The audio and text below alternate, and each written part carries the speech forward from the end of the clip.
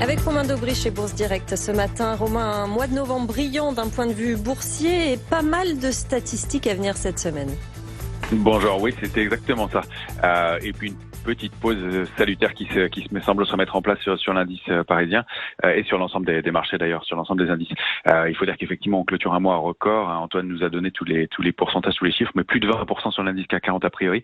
On verra selon la clôture ce soir du mois de novembre. Et donc c'est globalement un marché qui se montre assez solide avec un rallye qui a vu le soutien de tous les secteurs, de l'ensemble des secteurs.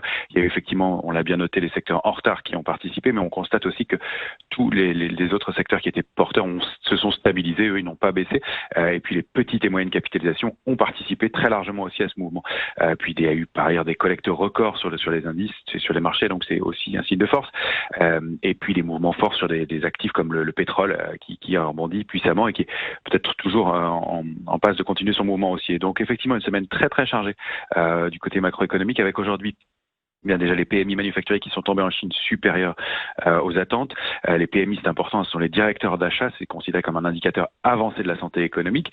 Or, demain, ce sera la publication des PMI en Europe et aux États-Unis, donc important aussi bien sûr. Et puis on aura aussi le chômage allemand. On découvrira aussi l'indice des prix à la consommation qui est plus marqueur de l'inflation, ça ce sera pour l'Europe. Et puis on surveillera mardi aussi le discours de Jérôme Powell qui va faire donc un discours sur l'ensemble, ses perspectives sur la santé économique globale. Et puis avec Steven Mnuchin. Et puis mercredi, ce sera les chiffres de l'emploi aux États-Unis. Alors ça, ce sera l'enquête privée, un peu moins suivie que celle de l'enquête gouvernementale qui sera publiée vendredi.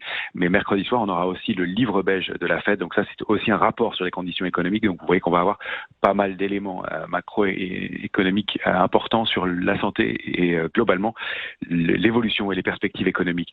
Donc pour l'instant, une petite pause. Effectivement, on est en baisse de 0,48% sur le contrat à terme sur l'indice CAC 40, sur le futur CAC 40. Ce qu'on peut en dire graphiquement, c'est qu'on a cassé pour l'instant, avec un gap baissier, donc un trou de cotation, une figure d'épuisement qui s'appelle un biseau. C'est une figure au sein de laquelle bien les prix se resserraient et semblait marquer une petite pause. On n'a pas d'alerte majeure pour l'instant. Et on évolue pour l'instant au-delà de 5540 points. La cible idéale de ce retracement, ce serait peut-être 5349, 5380 points, mais on n'y est pas encore. Merci Romain Daubry de Bourse Direct avec nous ce matin dans Good Morning Business. Tout de suite, Erwan.